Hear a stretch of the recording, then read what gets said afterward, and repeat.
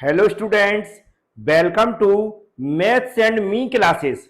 Maths and me classes में आज से हम लोग जनरल साइंस के नेक्स्ट टॉपिक वर्क पर आधारित ऑब्जेक्टिव क्वेश्चन की प्रैक्टिस करना स्टार्ट करेंगे। यदि आप हमारे जनरल साइंस पर आधारित जो भी वीडियो मैं लेकर आता हूं, यदि वह वीडियो आप देखते हैं तो आपको अलग से जनरल साइंस के किसी भी टॉपिक की थ्योरी पढ़ने की आवश्यकता नहीं पड़ेगी।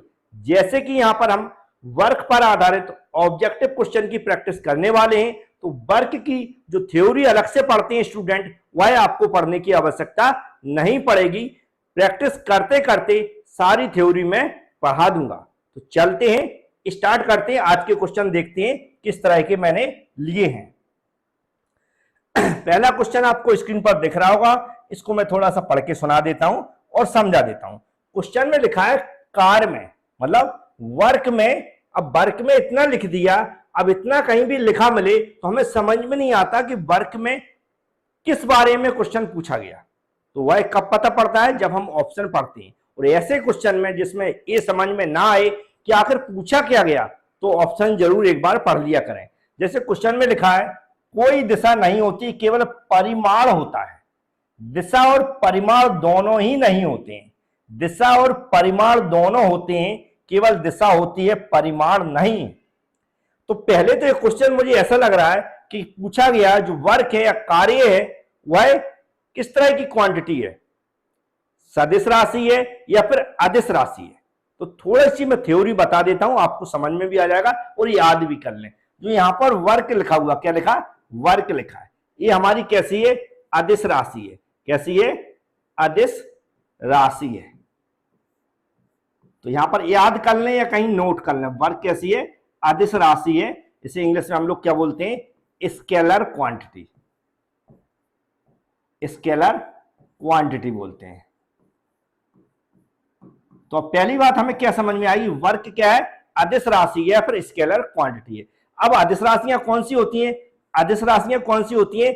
जिनका क्या होता है? परिमाण होता है। परिमाण होता है, लेकिन क्या? दिशा नहीं होती है। लेकिन दिशा नहीं होती है। दिशा नहीं होती है।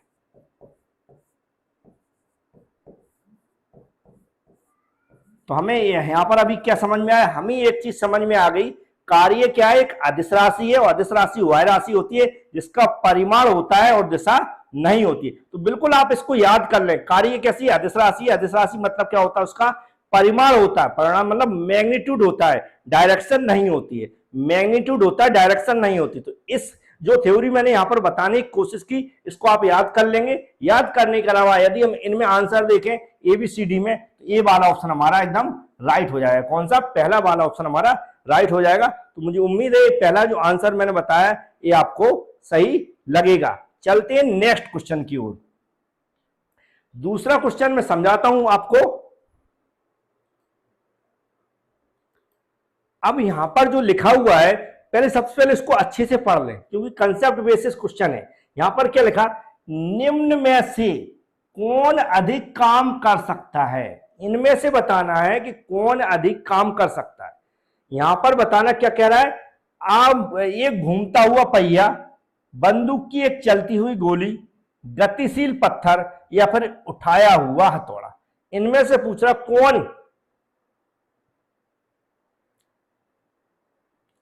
कौन अधिक कार्य कर सकता है। तो हमें कार्य के बारे में, क्या आपको कार्य या वर्क के बारे में कुछ पता है कि वर्क को हम अगर फॉर्मुलेट करें, किसी फॉर्मूले में बदलें, तो कैसे उसको लिखते हैं? तो मैं यहां पर बता देता हूं। ऐसे जो वर्क होता है, यहां पर वर्क या कार्य कुछ भी लिख दें, आप समझ जाएंगे। तो यहां पर मैंने वर्क लिखा। वर्क क्या होता है? बल। क्या होता है? बल इंटू बल की दिशा में चली गई दूरी। बल की दिशा में चली गई दूरी। तो यहां पर हम क्या लिख देंगे? विस्थापन या फिर दूरी भी लिख देंगे। विस्थापन या फिर दूरी। बल की दिशा में चली गई दूरी क्या होती है? विस्थापित, है ना? बल की दिशा में चली गई दूरी या बल की दिशा में विस्थापित दूरी की आवश्यकता होती है।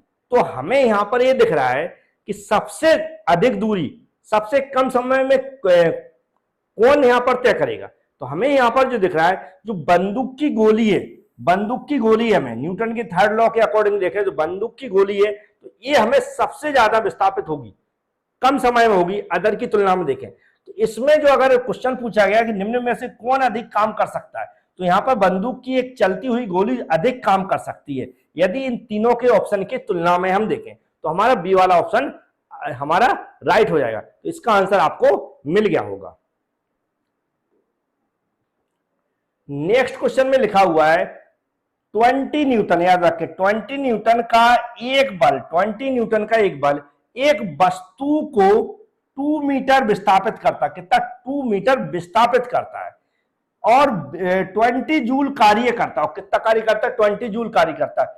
बल और विस्थापन के बीच का कोण निकालना है। अगर हम इस न्यूमेरिकल को सॉल्व करें, जो हम लोगों का न्यूमेरिकल का को सॉल्व करने का तरीका होता है, तो यहां पर क्या दिया? 20 न्यूटन। न्यूटन मतलब किसकी यूनिट होती है? बल की होती है। तो यहां पर बल लिख दें या फिर हम यहां पर क्या लिख देते हैं? बल को हम हमेशा सभी लोग एफ से नोटेट करते हैं। तो कितना दिया? 20 न्यूटन दिया। एफ मींस फोर्स या फिर बल, समझ गए होंगे। आगे क्या दिया? दूरी, विस्थापित दूरी। क्या है? विस्थापित दूरी। अब दूरी लिख दें या फिर दूरी को डी से भी कई बार डिनोटेट कर देते हैं या फिर दूरी भी लिख सकते हैं आप। तो 2 मीटर यहां पर लिखी हुई है। फिर कार्य करता, तो W इक्वल क्या लिखा? W। वर्क डन कितना दिया? 20 जूल दिया। अब ये वैल्यू दी गई क्वेश्चन में, पूछ क्या रहा है यहां पर? याद रखें क्या कह रहा है? एंगल, बीच का कोण पूछ रहा है कि जो थीटा होगा वह कितना होगा। तो इसका फॉर्मूला याद रख लें, मैं एक बार बता रहा हूं, बार बार इसका यूज होगा। तो वर्क डन मतलब कार्य, क्या होता है? कार्य। वर्क डन कार्य मतलब W इक्वल, जो फॉर्मूला होता है बिल्कुल आप याद रख लें, क्या होता है? बल, क्या होता है? बल, ब्रैकेट में मैं F लिख देता हूं, मतलब फोर्स, इनटू बल की दिशा में, मतलब बल की दिशा में चली गई दूरी, वह क्या पूरा फॉर्मूला होता है। मतलब क्या हो जाएगा यहां पर? दूरी लिख दें, क्या लिख दें? दूरी या विस्थापित दूरी क्या हो जाएगी? यहां विस्थापित दूरी लिख देता हूं। चलो, क्या होती है? विस्थापित दूरी, विस्थापित दूरी। अब इसको हम फॉर्मुलेट और करें तो कैसा हो जाता है? यहां पर सिर्फ मैं एफ लिख रहा हूं, याद रखें। विस्थापित दूरी मैंने अगर डी मान ली है तो उसके साथ जो एंगल होता हुआ क्या होता है? कॉस थीटा होता है। ये हमारा पूरा फॉर्मूला बनता है। इसमें यदि हम वैल्यू को पुट करते हैं तो यहां पर कितनी हो जाएगी? 20 न्यूटन हो जाएगी। F equal, sorry, work done दिया है यहां पर 20, तो यहां पर 20 हो जाएगा, इक्वल टू ए वाला 20 यहां पर हो जाएगा, इनटू डी कितनी दी गई? 2 मीटर दी गई है, इनटू यहां पर क्या है? कॉस थीटा है। क्या है? कॉस थीटा है। याद रखें यहां पर मैं सॉल्व आराम से कर रहा हूं। वैसे आप लोग स्पीड से कर सकते हैं, लेकिन जब जैसे जैसे हम प्रैक्टिस करेंगे तो आपको मैं और स्पीड से करके दिखाऊंगा। यहां पर हमें कॉस थीटा निकालना है। क्या निकालना? कॉस थीटा निकालना है। तो हम क्या करेंगे? यहाँ पर कॉस थीटा लिख देंगे। ये 20 इधर ही रहेगा और कॉस थीटा के साथ जो मल्टीप्लाई में हुआ है नीचे पहुंच जाएगा। 20 × 2 हो जाएगा। 20 से 20 कट जाएगा, ये कितना हो जाएगा? 1/2 हो जाएगा। कॉस थीटा इक्वल क्या हो जाएगा? 1/2 हो जाएगा। तो थीटा इक्वल जो हो जाएगा हमारा, थीटा इक्वल हो जाएगा, कितना हो जाएगा? 60 डिग्री हो जाएगा। कितना हो जाएगा? 60 डिग्री हो जाएगा, क्योंकि कॉस थीटा 1/2 क्या होता है? 60 डिग्री होता है। तो अगर हम इसका आंसर देखें तो ए वाला ऑप्शन हमारा एकदम राइट हो जाएगा। ए वाला ऑप्शन राइट हो जाएगा। तो ये जो मैंने फॉर्मूले यहां पर अप्लाई किया, कुछ समझाने की कोशिश की, वो आपको समझ में आया होगा, फॉर्मूला भी समझ में आया होगा। अब चलते हैं नेक्स्ट क्वेश्चन की ओर। आराम से सॉल्व कर रहे हैं, बिल्कुल आप टेंशन न लें और मतलब समझने की कोशिश करें और वीडियो पूरा देखें। क्या लिखा? एक पोर्टर जमीन से, देखा, एक पोर्टर जमीन से 12 kg सामान उठाता है। सामान क्या करे? जमीन से ऊपर को उठाएगा और उसे जमीन से 1.5 मीटर उठा रहा है। कितना? नीचे से ऊपर कितना उठा रहा है? 1.5 मीटर उठा रहा है। ऊपर अपने सिर पर रखता है, मतलब ऐसे नीचे से कोई सामान रखते ना अपने, ऐसा सामान ऊपर रख रहा है अपने सिर पर, ऐसा रख रहा है। क्या कह रहा है? सामान, उसके द्वारा किए गए कार्य निकालना है। जी इक्वल वैल्यू दी गई कितनी है? यहाँ पर क्या रखना है? 10 की पावर -2 है। आप पोर्टर पिक्स अप, ये सब कुछ लिखा हुआ है, इससे हमें कोई मतलब नहीं। हिंदी इंग्लिश किसी एक भाषा में हमें क्वेश्चन को पढ़ना है, याद रखें। तो ये भी एक न्यूमेरिकल है, आपको क्लियर दिख रहा होगा। अब न्यूमेरिकल है तो यहां पर क्या दिया देख लेते हैं। दिया है वो जरूर देख लें, समझ में आना चाहिए। यहां पर देखो एम मास दिया है यार, आप दिख रहा है कितना? 12 किलोग्राम, 12 kg मास दिया, सभी को दिख रहा है किलोग्राम मास की यूनिट दी गई। मास मतलब बोला जो भी सामान है उसको उठा रहा है वह। फिर क्या दिया 1.5 मीटर, मतलब कितना उठा रहा है 1.5 मीटर, नीचे से ऊपर को उठा रहा है, मतलब चल नहीं रहा है, नीचे से ऊपर को उठा रहा है, मतलब हाइट दी गई, हाइट दी गई। तो कितना है एच इक्वल कितना दिया गया यहां पर 1.5 मीटर दिया गया। इसके अलावा यहां पर जी इक्वल दिया गया, जी इक्वल कितना दिया गया यहां पर 10 मीटर पर सेकेंड, 10 मीटर पर सेकेंड दिया गया। इसको मैं एक बार चेक कर लेता हूं। तो जो यहां पर दिया गया वो क्या दिया गया मीटर पर सेकेंड स्क्वायर दिया गया, ऐसा दिया गया जैसा क्वेश्चन में दिया गया मैंने वैसे ही लिख दिया। अभी जो डाटा दिया है यहां पर क्या कह रहा है, वो कहीं जा नहीं रहा है, कहीं जा नहीं रहा है, सिर्फ वस्तु को नीचे से ऊपर क्यों उठा रहा है। मतलब यहां पर क्या कर रहा है, वस्तु को नीचे से, मतलब हाइट, जो हाइट की बात करते हैं वहां पर जो एनर्जी होती है, जो हाइट की बात करते हैं वहां पर एनर्जी होती है कौन सी, पोटेंशियल एनर्जी या फिर स्थितिक ऊर्जा। कौन सी होती है, पोटेंशियल एनर्जी या फिर स्थितिक ऊर्जा, पोटेंशियल एनर्जी या ऐसे हम लोग क्या बोलते हैं स्थितिक ऊर्जा, स्थितिज ऊर्जा। इसके बारे में भी आपने सुना होगा, पहला वीडियो है बहुत अच्छे से समझा रहा हूं। इसका जो फॉर्मूला आपने सुना होगा mgh, बड़े अच्छे से सुना होगा। अब हम बार बार बात नहीं करेंगे, जब हाइट की बात हो रही है, जब हाइट की बात हो रही है, हाइट पर जो एनर्जी वहां पर स्टोर होती है, जो हाइट, जब हाइट की बात होती है और वहां पर जो एनर्जी स्टोर होती है वह स्थितिक ऊर्जा के रूप में स्टोर होती है। तो याद रहेगा पोटेंशियल एनर्जी के रूप में स्टोर होती है, याद रहेगा। तो यहां पर वैल्यू रख देते हैं, m मीन्स यहां पर कितना है 12 है, इंटू 1.5 है और इंटू हमारा 10 है। यदि हम इसको सॉल्व करते हैं, या सॉल्व आप कैलकुलेटर अगर अलाउ नहीं है तो 12 इंटू कर दें, यहाँ 1.5 है तो यहाँ 1.5 कर दें और बटे इनका 10 का डिवाइड कर दें। एक पॉइंट के बाद एक अंक है तो 10 का डिवाइड हो जाएगा, इंटू यहाँ पर 10 हो जाएगा, ये एक दूसरे से कट जाएंगे। इसका इसमें मल्टीप्लाई बड़े आसानी से कर सकते हैं, 15 का 2 में मल्टीप्लाई करेंगे 0 हो जाएगा, कितना हो जाएगा 30 हो जाएगा, 15 3 18, मतलब 180 आना चाहिए। कितना आना चाहिए 180 आना चाहिए। तो इसका जो आंसर है सी वाला ऑप्शन राइट हो जाएगा। तो मैंने सॉल्व करके समझा दिया। पहला वीडियो है जो हमारा वर्क पर आधारित पहला वीडियो है, बड़े आसानी से हम लोग समझ रहे हैं, जिससे फॉर्मूले और थ्योरी समझते हुए चले हम लोग। तो इसका आंसर आपको मिल गया होगा। नेक्स्ट क्वेश्चन में लिखा हुआ है यदि एक हवाई जहाज कितना 4000 मीटर की दूरी तय करता, कितना 4000 मीटर की दूरी तय करता और किया गया कार्य कितना है 20,000 जूल है, तो लागू किया गया बल ज्ञात कीजिए। हमें क्या निकालना है, इसका फोर्स निकालना है, बल निकालना है। तो यहां पर याद रखें जो भी वैल्यू दी गई उसको पहले लिख लेते हैं, लिखने की जरूरत नहीं पड़ती, लेकिन मैं यहां पर लिख रहा हूं जिससे आपको समझ में आ सके। याद रखें लिखने की दूरी दी गई, दूरी मतलब डिस्टेंस दी गई, कितनी दी गई 4000, तो 4000 ऐसा लिख लें। आप घर पे जब प्रैक्टिस करें तो ऐसा लिख के कर लिया करें। उधर क्या दिया गया, क्या किया गया कार्य दिया गया, कार्य कर मतलब W दिया गया, कार्य मतलब W दिया गया, कितना दिया गया 20,000 दिया गया। तो 20,000 मैं लिख देता हूं 1 2 3, और किस में दिया गया जूल में दिया गया। निकालना क्या, बल निकालना, बल मीन्स फोर्स होता है ना, बल लिख दें या फिर हिंदी में मैंने फोर्स लिख दिया, एफ, या बल को हम एफ से डिनोटेट करते हैं, ये मैंने लिख दिया। अब हम पढ़ चुके क्या होता है वर्क W इक्वल क्या होता है फोर्स इंटू डिस्टेंस, क्या होता है फोर्स इंटू डिस्टेंस होता है। हमें क्या निकालना, फोर्स निकालना मतलब बल निकालना। तो यहां पर क्या हो जाएगा फोर्स इक्वल वर्क इधर ही रहेगा और बटे में क्या पहुंच जाएगी इसकी दूरी पहुंच जाएगी। तो यहां पर रख देते हैं वर्क कितना, यहां पर 20,000 है, 20,000 वर्क है और नीचे क्या डिस्टेंस कितनी है, यहां पर 4000 है। 3 जीरो से 3 जीरो काट दें, इसको काट देंगे, कितना हो जाएगा 5 न्यूटन। क्या हो जाएगा न्यूटन, 5 न्यूटन। 4 का भाग 20 में देंगे, 5 बार जाएगा 5 न्यूटन, मतलब ए वाला ऑप्शन हमारा राइट हो जाएगा। उम्मीद है जो कैलकुलेशन में समझा रहा हूं, ये फॉर्मूले समझाते चल रहा हूं मैं, ये बिल्कुल समझते हुए चलें और याद करते हुए चलें। अब चलते हैं नेक्स्ट क्वेश्चन की ओर। नेक्स्ट क्वेश्चन में लिखा हुआ है जमीन के ऊपर एक बिंदु पर किसी वस्तु की गुरुत्वीय स्थिति ऊर्जा को में किए गए कार्यों के रूप में परिभाषित किया जाता है।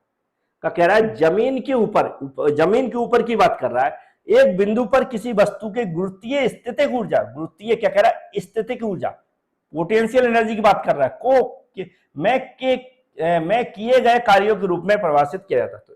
क्या लिखेंगे, इसे गुरुत्वाकर्षण के विपरीत जमीन से उस बिंदु पर उठाने के लिए, इस पर गुरुत्वाकर्षण बल लागू करने, इसे केंद्र पर रखने, इसे गुरुत्वाकर्षण के विपरीत जमीन पर रखने।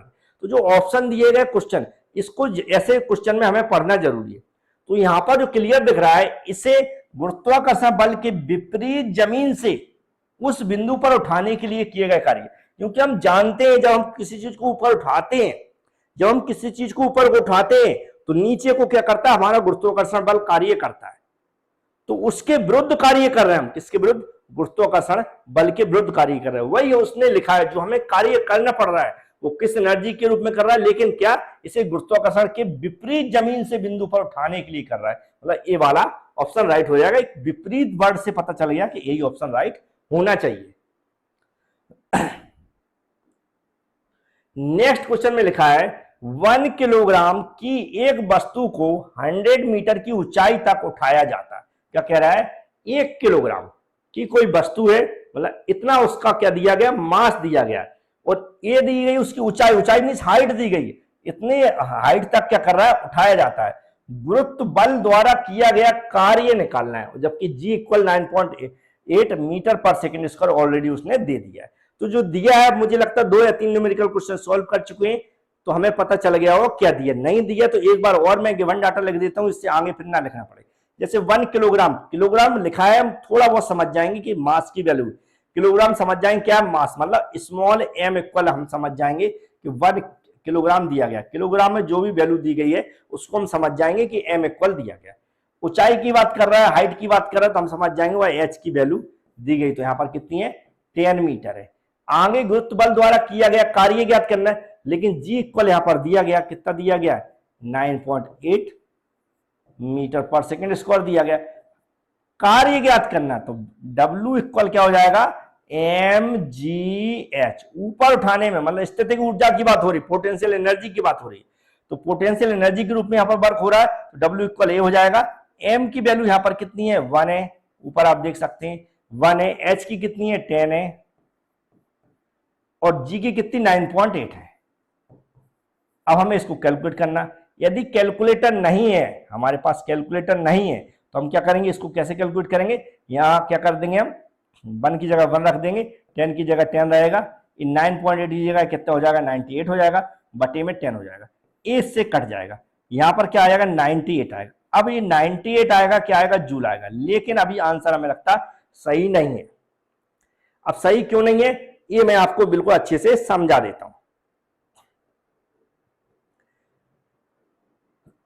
यहां पर क्या कह रहा है वो, 1 किलोग्राम एक वस्तु को इतने की ऊंचाई तक उठाया जाता है। क्या कह रहा है, नीचे से कोई वस्तु है, नीचे से ऊपर की ओर उठाया जाता है, इतना कह रहा है वो, उठाया जाता है। गुरुत्व बल द्वारा किया गया, क्या कह रहा है, गुरुत्व बल, याद रखें ग्रेविटेशनल फोर्स। ये जो गुरुत्व बल द्वारा किया गया कार्य, कभी भी बोला जाता है गुरुत्व बल द्वारा किया गया कार्य, मतलब गुरुत्व बल द्वारा किया, मतलब हम वस्तु को ऊपर को उठा रहे, वस्तु को ऊपर को उठा रहे, तो गुरुत्व बल कैसे काम करता है, जो वस्तु को हम उठा रहे हैं उसकी विपरीत दिशा में ही करेगा। जैसे हमने कोई, जैसे हमने ये मोबाइल नीचे से उठाया, मोबाइल नीचे से उठा रहा है ऊपर की ओर, ऐसा उठाते जा रहा है, जिसका मतलब है कि नीचे एक बल कार्य कर रहा है। कौन सा बल कार्य है, गुरुत्व बल कार्य कर रहा है, जो क्या इस वस्तु को नीचे की ओर खींच रहा है। नीचे की ओर कौन खींच रहा है, गुरुत्व बल खींच रहा है, गुरुत्व बल नीचे की ओर खींच रहा है, मतलब जिस ओर हम वस्तु को उठा रहे हैं उसके विपरीत दिशा में खींच रहा है। विपरीत दिशा का मतलब होता है यहाँ पर नेगेटिव, विपरीत दिशा का मतलब होता है नेगेटिव। तो मतलब जो गुरुत्व बल है वह विपरीत दिशा में कार्य कर रहा है। गुरुत्व बल कैसा कर रहा है, विपरीत दिशा में कार्य कर रहा है। कैसा कर रहा है, विपरीत दिशा में कार्य कर रहा है, याद रखें, विपरीत दिशा में कार्य, विपरीत दिशा में कार्य कर रहा है। विपरीत दिशा में कार्य कर रहा मतलब होता है निगेटिव। तो हम यहां पर क्या लगा देंगे, माइनस लगा देंगे। अभी माइनस लगा दिया तो माइनस वाला ही ऑप्शन राइट होगा, मतलब यहां पर हम देख रहे हैं कि हमारा डी वाला ऑप्शन राइट हो जाएगा जिसमें माइनस लगा हुआ है। मुझे उम्मीद है क्वेश्चन भी आपको समझ में आ गया होगा। अब चलते नेक्स्ट क्वेश्चन की बात करते हैं। क्वेश्चन में लिखा है एक कुली जमीन से 20 किलोग्राम का सामान उठाता है। क्या कह रहा है, जमीन से 20 किलोग्राम का सामान उठाता है। जैसे हम पढ़े तुरंत हमें समझ में आना चाहिए कि ये एम इक्वल दिया गया, तुरंत जिससे समय हमारा बच जाए। जैसा पढ़ा जैसे हमने तुरंत लिख दिया, कितना है 20 किलोग्राम। अब धीमे धीमे स्पीड पकड़ेंगे हम लोग। उस जमीन से 2 मीटर ऊपर उठाता, नीचे से ऊपर की उठा रहा है, कितना 2 मीटर उठा रहा है, मतलब एच इक्वल कितना दिया गया, 2 मीटर दिया गया। आगे बोला सर पर रख लो, सर पर रखता है, सामान पर उसके द्वारा किया गया कार्य। अब देखो यहां पर गुरुत्व बल की बात नहीं हो रही, अब यहां पर गुरुत्व बल की बात नहीं हो रही, जो कुली है वो सामान को उठाने में जो वर्क कर रहा है उसके बारे में बात कर रहा है। तो सामान को तो ऊपर ही को उठा रहा है, वो ऊपर को उठा रहा है, तो हाइट की बात हो रही है, और कितना उसका मास है उसकी बात हो रही है। और हमारे जी की बात जो उसके फॉर्मूले में होता है स्थितिक ऊर्जा में, तो हमारी जी की बात होगी। अब जी की वैल्यू यहाँ पर ऑलरेडी उसने दे दी है, कितनी दी है उसी को हमें नोट करना पड़ेगा। जी की वैल्यू कितनी दी है, 10 मीटर पर सेकेंड स्क्वायर दी है। तो हम जानते हैं कि वर्क डन क्या हो जाएगा, mgh हो जाएगा। बस हम यहाँ पर m की वैल्यू रख देते हैं, कितनी है 20 है, h की 2 है, g की 10 है। बस हम इसको सॉल्व कर देते हैं, तो इसको क्या हो जाएगा, इसमें 20 हो जाएगा, 20 का मल्टीप्लाई करेंगे तो 400 कितना हो जाएगा, 400 हो जाएगा। ये क्या हो जाएगा, जूल हो जाएगा। तो 400 जूल हमारा क्या आ जाएगा, इसका आंसर आ जाएगा। तो मुझे उम्मीद है इसका भी आंसर आपको मिल जाएगा। तो ऐसे ही जल्दी जल्दी क्वेश्चन को हम लोग सॉल्व करते हैं। बस आप लोग थोड़ा सा हमारा भी काम कर दें, चैनल को सब्सक्राइब कर लें, बेल आइकन पर क्लिक कर लें।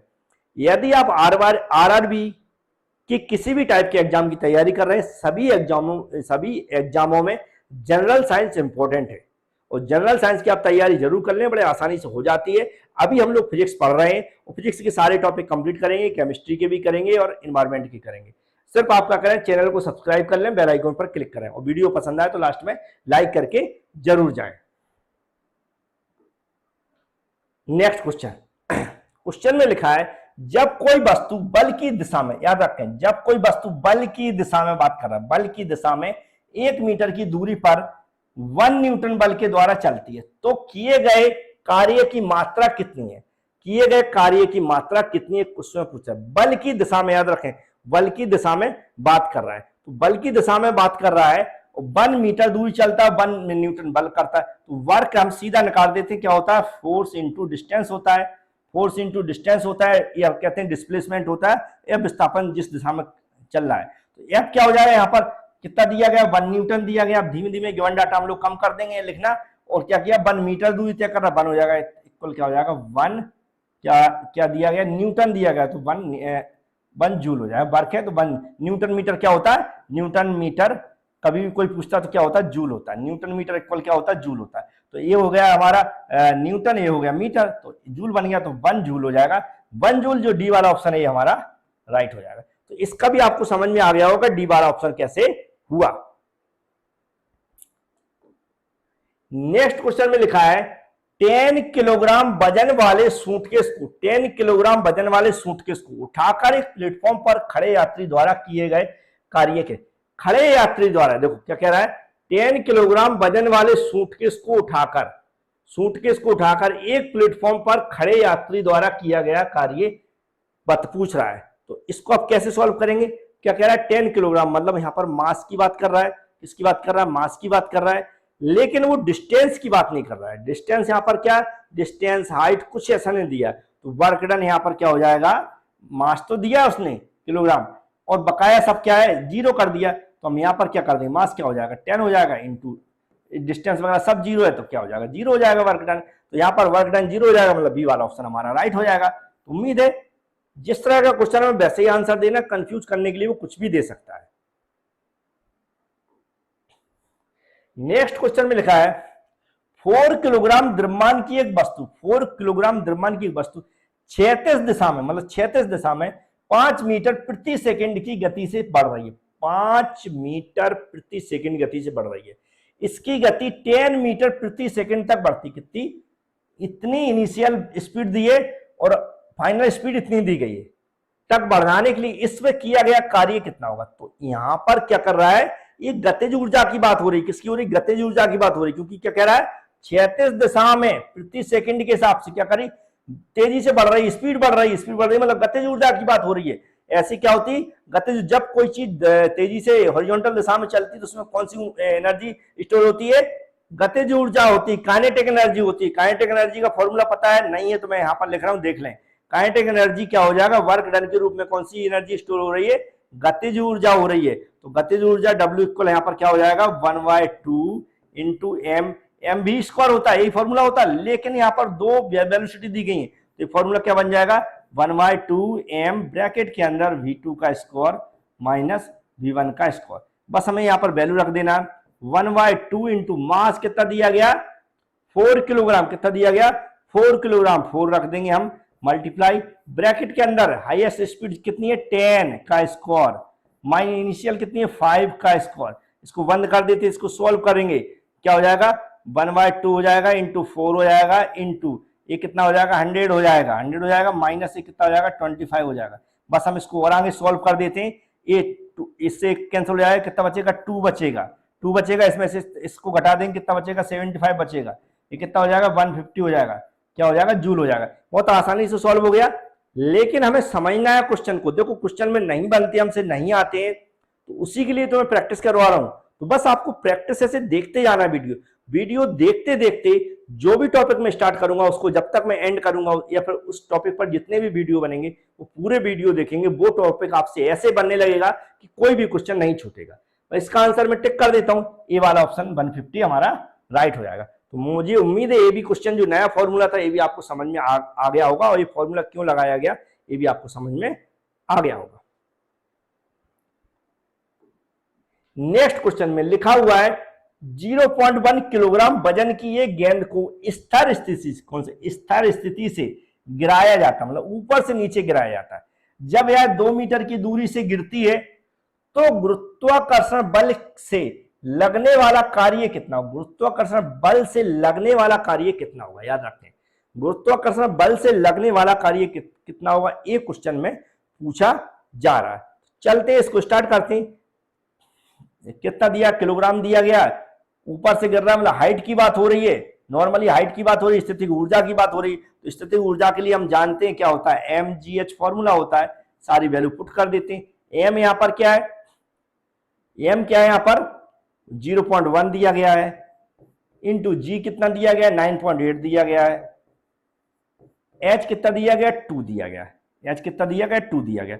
इन तीनों को जब हम कैलकुलेट करेंगे, कैलकुलेट करना आता हो अच्छी बात है, नहीं तो आप वैसे भी कैलकुलेट कर सकते हैं। 0.1 है मतलब 1 कितना हो जाएगा यहाँ पर 10 हो जाएगा, इंटू 98 हो जाएगा, इसके बटे भी 10 हो जाएगा, इंटू ऑलरेडी 2 है। अब इसमें काटा पीटी जो भी करना है इतना सबको आना चाहिए, काटा पीटी करना आना चाहिए सबको। तो काटा पीटी करके जो फाइनल आएगा इसका वो आएगा 1.96 जूल आएगा, 1.96 जूल आ जाएगा, 1.96 जूल, मतलब ए वाला ऑप्शन हमारा राइट हो जाएगा। कौन सा, ए वाला ऑप्शन हमारा राइट हो जाएगा। तो स्थितिक ऊर्जा की बात कर रहा था, स्थितिक ऊर्जा का ही फॉर्मूला था, ये सभी को पता होगा।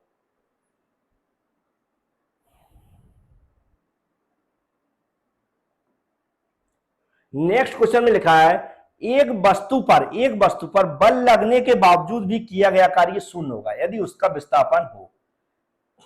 तो जो क्वेश्चन में क्या करा है, एक वस्तु पर बल लगने के बावजूद भी किया गया कार्य शून्य होगा। मतलब क्या कह रहा है, किसी वस्तु पर कोई फोर्स लगा रहा है, कोई बल लगा रहा है, फिर भी वो बोल रहा है कि उसका वर्क 0 होगा। ये 0 कब होगा वर्क डन, उसका विस्थापन क्या होना चाहिए जब वह वर्क डन 0 होगा। तो विस्थापन कैसा होगा उसको जब विस्थापन होगा वह भी शून्य होगा। जैसा कि हम जानते हैं वर्क डन क्या होता है, बल इंटू बल की दिशा में विस्थापित दूरी, बल इंटू बल की दिशा में विस्थापित दूरी, बल इंटू बल की दिशा में विस्थापित दूरी। अब विस्थापित दूरी 0 है तो वर्क डन भी कैसा हो जाएगा 0 हो जाएगा। तो उम्मीद है ये भी आपको समझ में आ गया होगा। नेक्स्ट क्वेश्चन में लिखा है एक लड़का 120 न्यूटन भार के, एक लड़का कितना 120 न्यूटन भार के एक बक्से को 2 मीटर की ऊंचाई तक उठाता, मतलब नीचे से ऊपर को उठा रहा है। फिर हाइट की बात की गई, स्थितिक ऊर्जा की बात की जा रही है, उसके द्वारा किया गया कार्य। तो यहां पर न्यूटन दिया, मतलब एम और जी डायरेक्ट कंबाइंड करके दे दिए, एम और जी डायरेक्ट क्या दे दिया उसने, कंबाइंड दे दिया, एम जी कंबाइंड दे दिया। तो हमने ऐसा क्या लिख सकते हैं, एम जी एच लिख सकते हैं। एम जी की जगह हम क्या लिख देंगे 120 लिख देंगे, और हाइट की जगह कितना लिख देंगे 2 मीटर लिख देंगे। इसको सॉल्व करेंगे कितना हो जाएगा 240 हो जाएगा। 240 है ऑप्शन कहीं है तो मतलब यही हमारा राइट आंसर हो जाएगा। तो ये भी आंसर आपको समझ में आ गया होगा कि इसका आंसर क्या हो रहा है। तो 240 क्लियर है, तो ये भी आंसर आपको समझ में आ गया होगा। धीमे धीमे जैसे मैं बता रहा हूं कि आप जैसे जैसे हमारी वीडियो देखते जाएंगे आपको सारे कंसेप्ट क्लियर हो जाएंगे। क्या कह रहा है, कार्य करने की क्षमता क्या कहलाती है, कार्य करने की क्षमता क्या कहलाती है, इसको रट ले क्योंकि ये क्वेश्चन भी कई बार पूछा। कार्य करने की क्षमता क्या कहलाती है, ऊर्जा कहलाती है, एनर्जी कहलाती है। कार्य करने की क्षमता क्या कहलाती है? ऊर्जा है, फिर एनर्जी कहलाती है। कार्य करने की क्षमता क्या कहलाती है? ऊर्जा है, फिर एनर्जी कहलाती है। तो इसको बिल्कुल याद रख लें, कार्य करने की क्षमता क्या कहलाती है? ऊर्जा कहलाती है। याद रहेगा, कार्य करने की क्षमता क्या कहलाती है? एनर्जी कहलाती है, ऊर्जा कहलाती है। तो इसको याद कर लें आप लोग। नेक्स्ट क्वेश्चन में लिखा है, यदि कार्य का मान धनात्मक हो, यदि कार्य का मान, देखो याद रखें, कार्य का मान कैसा हो? धनात्मक हो। कार्य का मान धनात्मक हो मतलब जो वर्क डन है उसका मान कैसा हो? पॉजिटिव हो। तो जिस निकाय पर कार्य हो रहा है, तो जिस निकाय पर कार्य हो रहा हुआ है क्या, भाई क्वेश्चन इतना ही दिया ना, तो उसके लिए ऑप्शन पढ़ना पड़ेगा। उसकी ऊर्जा का ह्रास होगा, उसका मान शून्य होगा, वह नियत रहेगा, या उसकी ऊर्जा में वृद्धि होगी। तो हम जानते हैं वर्क पॉजिटिव है, वर्क में वृद्धि हो रही, धनात्मक होगा तो ऊर्जा में वृद्धि होती है। क्या होती है? ऊर्जा में वृद्धि होती है। तो इसको याद रखें, यदि कार्य धनात्मक है तो उसकी ऊर्जा में वृद्धि होती है। यदि कार्य धनात्मक है तो उसकी ऊर्जा में क्या होती है? वृद्धि होती है। मतलब डी वाला ऑप्शन राइट हो जाएगा, उसकी ऊर्जा में वृद्धि। इसको याद भी कर लें, इसको याद भी कर लें। यदि कार्य धनात्मक है इसका मतलब होता है उसकी ऊर्जा में वृद्धि हो रही है। तो हमारा 16 का डी वाला ऑप्शन राइट हो जाएगा। और याद रखें सभी स्टूडेंट, जो भी वीडियो मैं लेकर आता हूं या जो वीडियो आप देख रहे हैं अभी, तो इसका जो डिस्क्रिप्शन बॉक्स है, डिस्क्रिप्शन बॉक्स होता है इस वीडियो का, तो जो 25 क्वेश्चन आज हम लोग प्रैक्टिस करेंगे, जो 25 क्वेश्चन हम लोग प्रैक्टिस करेंगे उसकी पीडीएफ की लिंक मैं डिस्क्रिप्शन बॉक्स में दे दूंगा। मतलब जो 25 क्वेश्चन हम लोग देख रहे हैं इसकी पीडीएफ भी साथ में मैं प्रोवाइड कराता हूं वीडियो के साथ। वीडियो के साथ कैसे मिलती है? जो वीडियो आप देख रहे हैं उसका डिस्क्रिप्शन बॉक्स नीचे दिया रहता है, जो मोर लिखा रहता है उस पर क्लिक करेंगे तो नीचे डिस्क्रिप्शन बॉक्स ओपन हो जाएगा, और डिस्क्रिप्शन बॉक्स में वहां पर लिखा होगा ये जो भी पार्ट नंबर है उस पार्ट की पीडीएफ के बारे में वहां पर लिंक दी गई होगी, उस लिंक पे क्लिक करें और पीडीएफ डाउनलोड कर लें, और जब भी जरूरत पड़ती है उससे भी आप रिवीजन कर सकते हैं। तो उम्मीद है आपको समझ में आ गया होगा। तो यहाँ पर क्या लिखा, और जो भी बहुत सारे लोग पीडीएफ तो डाउनलोड कर देते हैं लेकिन कहते हैं सर आंसर नहीं दिख रहा है उसमें, तो लास्ट पेज में आंसर रहते हैं। अब लास्ट पेज में आंसर क्यों रहते हैं? लास्ट पेज में मैं आंसर इसलिए देता हूं कि आपने वीडियो पूरा देख लिया, क्वेश्चन को समझ लिया, आंसर समझ लिए, अब आप खुद से प्रैक्टिस करें और लास्ट में उसके आंसर देखें, जिससे खुद को पता चल सके कि हम कितने आंसर सही टिक कर पा रहे हैं। इसलिए लास्ट पेज में मैं हमेशा आंसर देता हूं। समझ चुके होंगे जो मैं समझाना चाहता हूं। क्वेश्चन में लिखा है निम्नलिखित में से किसमें कोई कार्य नहीं किया जाता। इनमें पूछ रहा है ऐसा कौन सा है जिसमें कोई कार्य नहीं किया जाता है, जीरो कार्य रहता है। एक क्वेश्चन पूछा ऐसा कौन सा ऑप्शन है जिसमें जीरो कार्य रहेगा। क्वेश्चन में लिखा कपिल अपने कंधे पर 10 किलोग्राम भार लेकर खड़ा है। कपिल अपने कंधे पर 10 किलोग्राम भार लेकर खड़ा है। फिर लिखा सचिन 4 किलोमीटर चलता है। एक कुली किसी बस से किसी कार तक एक वजन ले जाता है। और मैदान पर क्रिकेट खेलता है, तो क्रिकेट खेलता है, डिस्प्लेसमेंट को दिखा रहा है, मतलब विस्थापन को दिखा रहा है। यहां पर भी विस्थापन को दिखाया जा रहा है, यहां पर भी विस्थापन को दिखाया जा रहा है, क्योंकि चल रहा है। यहां पर एक जगह से दूसरी जगह जा रहा है, यहां पर खेल रहा है, एक जगह से दूसरी जगह जा रहा है। लेकिन यहाँ कपिल अपने कंधे पर 10 किलोग्राम भार लेकर खड़ा है। खड़ा है मतलब बल तो दिख रहा है, मास दिख रहा है उसका, लेकिन विस्थापित दूरी नहीं दिख रही है। विस्थापित दूरी नहीं दिख रही है, वो एक जगह से दूसरी जगह नहीं जा रहा है, सब एक ही जगह खड़ा है। मतलब विस्थापित दूरी कैसी है? जीरो है। तो वर्क डन भी कैसा हो जाएगा? जीरो हो जाएगा। मतलब यहाँ पर ए वाला ऑप्शन हमारा राइट हो जाएगा। चलते नेक्स्ट क्वेश्चन की ओर। नेक्स्ट क्वेश्चन में लिखा है बल द्वारा किया गया कार्य धनात्मक होता। बल द्वारा किया गया कार्य धनात्मक होता। बल द्वारा किया गया कार्य धनात्मक कब होता है? विस्थापन बल की दिशा में होता है, विस्थापन बल के लंबवत होता है, आरोपित बल से कोई विस्थापन नहीं होता है, विस्थापन बल की विपरीत दिशा में होता है। ये बड़ा अच्छे क्वेश्चन लिए मैंने। ऐसे कंसेप्ट बेसिस क्वेश्चन होते हैं, इनके आंसर सब मैक्सिमम लोगों से बनने चाहिए, नहीं बनते तो अभी आपसे बनने लगे।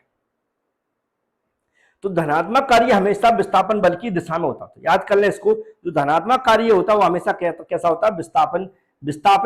विस्थापन बल की दिशा में होता है, क्योंकि धनात्मक कार्य पॉजिटिव वर्क, मतलब वही क्या होगा, हमारी धनात्मक कार्य होगा। तो वो हमेशा किस में होता है? फोर्स इंटू जिस बल में जिस दिशा में बल लग रहा है उसी दिशा में क्या हो रही, कोई वस्तु विस्थापित हो रही, मतलब एक जगह से दूसरी जगह जा रही है। तो इसका ये वाला ऑप्शन हमारा राइट हो जाएगा। नेक्स्ट क्वेश्चन में लिखा है कार्य शून्य होने की स्थिति में विस्थापन और लगाए जाने वाले बल के बीच का कोण। कार्य शून्य की स्थिति में क्या कह रहा है? कार्य शून्य की स्थिति में विस्थापन द्वारा लगाए जाने वाले बल के बीच का कोण होता है। कार्य कौन से एंगल में यहाँ पर कार्य शून्य होता है? तो ध्यान रखें, बिल्कुल इसको मैं समझा रहा हूं, इसको याद भी कर लें। क्या होता है, W इक्वल हमने स्टार्टिंग पढ़ाया था F इंटू डी इंटू क्या होता है, कॉस थीटा होता है। अब यदि यहां पर वर्क डन जीरो करना है, क्या करना, वर्क डन जीरो करना है। अब वर्क डन जीरो क्या, कार्य शून्य करना है, दिख रहा है कार्य शून्य कब होगा, F होना चाहिए इंटू डी होना चाहिए इंटू कॉस, और cos 90 क्या होता है, हमेशा cos 90 डिग्री क्या होता है, जीरो होता है। cos 90 डिग्री जीरो होता है, एक cos 90 डिग्री जीरो है तो पूरी वैल्यू कैसी हो जाएंगी, जीरो हो जाएंगी, सभी वैल्यू कैसी हो जाएंगी, जीरो हो जाएंगी, क्योंकि ये अगर जीरो हो गया, यहाँ पर ऐसा रख देंगे हम, f रख देंगे इंटू डी रख देंगे, और cos 90 जीरो हो जाता है तो पूरी वैल्यू कैसी हो जाएंगी, जीरो हो जाएंगी। मतलब 90 डिग्री की बात हो रही है यहाँ पर, तो याद रखें 90 डिग्री पर, 90 डिग्री की बात हो रही हो, वहां पर परपेंडिकुलर दिशा की लंबवत दूरी या 90 डिग्री की बात हो रही हो, लंबवत दूरी या 90 डिग्री की बात हो रही हो, तो वहां पर जो वर्क डन होता है कैसा होता है, जीरो होता है। तो इसका आंसर कौन सा हो जाएगा, सी वाला ऑप्शन राइट हो जाएगा। नेक्स्ट क्वेश्चन ध्यान से देखें, लिखा है यदि किया गया कार्य शून्य है, यदि किया गया कार्य कैसा शून्य है, तो बल और विस्थापन के बीच का कोण क्या होगा, बल और विस्थापन के बीच का, अभी मैंने इससे पहले क्वेश्चन बताया था, बिल्कुल ऐसा ही था, तो आंसर भी मैं जल्दी बता दूंगा कि कार्य शून्य और उसके एंगल की बात कर रहा है, उसमें एंगल की बात कर रहा है, तो कितने क्या होगा, उसका परपेंडिकुलर होगा, 90 डिग्री होगा, एक दूसरे के लंबवत होगा, एक दूसरे के लंबवत होगा, 90 डिग्री होगा या परपेंडिकुलर होगा, तो बी वाला ऑप्शन हमारा राइट हो जाएगा। तो इसका भी आंसर आपको मिल गया होगा। नेक्स्ट क्वेश्चन में लिखा हुआ है एक कुली 100 मीटर की दूरी तक, 100 मीटर की दूरी तक 500 न्यूटन का भार उठाता है, कितना, 500 न्यूटन का भार उठाता है, उसके द्वारा किया गया कार्य निकालना, तो नॉर्मली अभी कई बार निकाल चुके, W इंटू क्या हो जाएगा, F इंटू डी हो जाएगा, तो हम क्या रख देंगे यहाँ पर, F कितना दिया है 500 दिया गया, इंटू डी कितना दिया 100 मीटर दिया गया, इन दोनों को हमें मल्टीप्लाई कर लेना, क्या कर लेना, मल्टीप्लाई कर लेना, तो कितना हो जाएगा 100 मीटर और 500 मीटर उठाता है, सॉरी सही कर देता हूं इसको मैं,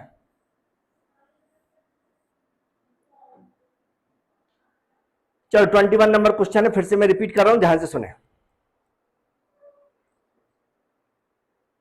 देखो क्या कह रहा है, क्या कह रहा है, एक कुली 100 मीटर की दूरी तक, कितने 100 मीटर की दूरी, मतलब हाइट की बात कर रहा है, कितना हाइट की बात कर रहा है, दूरी तक 500 न्यूटन का भार उठाता है, मतलब चलता नहीं, क्या कर रहा है, उठाने की बात कर रहा है ना, कंफ्यूजन हो गई थी क्वेश्चन में, फिर से समझ लेते, भार को उठाता है, ऊपर को उठा रहा है, ऊपर को उठाने का मतलब है यहाँ पर कि दूरी तय कर रहा है कितनी, 500 न्यूटन, लेकिन क्या कर रहा है, ऊपर की ओर, क्या कर रहा है, दूरी तक 100 उठाता, उठाने का मतलब होता है कोई चीज कैसी उठती है ऐसा उठाते हैं ना, मतलब कितनी क्या कर रहा है वो यहाँ पर, कितनी है 500 न्यूटन, कितना है भार, इसको किसी के द्वारा ऊपर की ओर उठाया जा रहा है, और ये कितनी दूरी तक उठा रहा है, 100 मीटर तक उठा रहा है, मतलब एक किस तरह उठा रहा है, ऊपर की उठा रहा है, मतलब 90 डिग्री उठा रहा है, 90 डिग्री पर उठा रहा है, याद रखें 90 डिग्री पर उठा रहा है। ऐसे कंडीशन क्वेश्चन में हम लोग क्या करेंगे, यहाँ पर F इंटू डी इंटू क्या हो रहा है, cos 90 डिग्री हो जाएगा ना, ऐसा ही हो जाएगा। तो हम देख बात कर लेते हैं, F क्या यहाँ पर दिया, 500 दिया गया, D कितना दिया गया, 100 दिया गया, cos हो जाएगा और 90 हो जाएगा। 90 क्यों लिखा मैंने, याद समझ, क्या कह रहा है, ऊपर को उठा रहा है, मतलब उठाता है, वो बोल रहा है ले जाता है, ले जाता है मतलब एक जगह से दूसरी जगह की बात करता है, लेकिन ऐसी कोई बात नहीं कर रहा, वो कह रहा है उठाता है, मतलब ऊपर को उठाता है, तो डिग्री की बात हो जाएगी, क्योंकि पूरा कंप्लीट फॉर्मूला यही होता है, जब डिग्री की बात हो जाती तो ये 90 डिग्री हो गया, 90 डिग्री हो गया तो ये पूरा जीरो हो जाएगा, मतलब वर्क डन क्या होना चाहिए, जीरो हो जाएगा, मतलब सी वाला ऑप्शन हमारा राइट होगा। तो उम्मीद है ये भी क्वेश्चन आपको समझ में आ गया होगा। नेक्स्ट क्वेश्चन में लिखा है, क्या कह रहा है, निम्न में से किस मामले में कोई कार्य नहीं होगा, इनमें से पूछा किस में कोई कार्य नहीं होगा, कोई कार्य नहीं होगा, तो हमें पहले ऑप्शन पढ़ लेते हैं। एक पवन चक्की कुएं से पानी निकाल रही है, ठीक है, एक गधा अपनी पीठ पर वजन लेकर चल रहा है, सुमन एक पूल में तैर रही है और एक इंजन ट्रेन को खींच रहा है, खींच रहा है मतलब ये तो वर्क डन हो रहा है, सुमन एक पूल में तैर रही है, ये भी वर्क डन हो रहा है, क्योंकि भाई तैर रही है, अपने जिस तरह भी फोर्स लगा रही है, उस जिस दिशा में डिस्प्लेसमेंट कर रही है, विस्थापन कर रही है। एक पवन चक्की कुएं से पानी निकाल रही है, इसमें भी वर्क डन हो रहा है, भाई नीचे से ऊपर को निकाल रही है, लेकिन एक गधा अपनी पीठ पर अपन वजन लेकर चल रहा है। निम्न में से मामले में कोई कार्य नहीं हो रहा, तो वस्तु के द्वारा कोई कार्य हो रहा, वस्तु के द्वारा कोई कार्य नहीं हो रहा, क्योंकि वस्तु इस तरह रखी हुई है अपनी पीठ पर, क्या कर रही है, रखी हुई है, तो हमारा बी वाला ऑप्शन हमारा राइट हो जाएगा। इनमें से किसके द्वारा कार्य नहीं हो रहा है? गधा अपनी पीठ पर वजन लेकर चल रहा है, इसमें कोई कार्य नहीं हो रहा। तो हमारा कौन सा 22 जो क्वेश्चन नंबर उसका कौन सा बी वाला ऑप्शन राइट हो जाएगा। बी वाला कंसेप्ट बेसिस अगर हम देखना चाहें तो कंसेप्ट बेसिस भी देख सकते हैं। गधा अपनी मतलब कैसा है, हमारा वर्क कैसा है, ऐसा है। यहां पर हमारा कोई वस्तु रखी हुई है, गधा चल रहा है, ठीक है, गधा चल रहा है ऐसा, लेकिन वस्तु कितनी डिग्री पर रखी?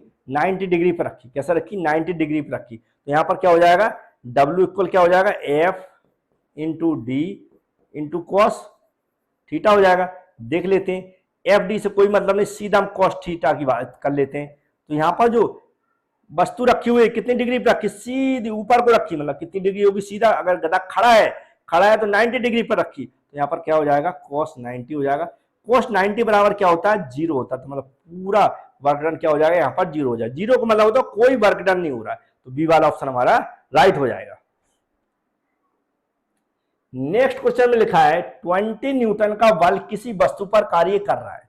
वस्तु बल की दिशा में 4 मीटर की माध्यम से, बल की दिशा में है तो मतलब विस्थापित हो रहा है, तो कोई किया गया कार्य निकालना। बल की दिशा की बात हो रही तो बड़े आसानी से निकल जाएगा, क्योंकि हम सीधा रख देंगे F into W into F into D. तो सीधी वैल्यू रख देंगे। एफ की वैल्यू दी गई है यहां पर 20, डी की वैल्यू दी गई है 4, दोनों को मल्टीप्लाई कर देंगे तो 8 जूल हो जाएगा ना। कितना हो जाएगा? 80 जूल हो जाएगा। बीचों को 80 मतलब 80 जूल हो जाएगा। तो यहां पर देखो, कंफ्यूज करने के लिए ये यूनिट हो नहीं सकती, ये यूनिट क्यों हो सकती है? सिर्फ एक ही यूनिट हो सकती है 80 जूल। तो आप देखकर भी इसका आंसर डायरेक्ट कर सकते हैं कि जूल किसकी यूनिट है?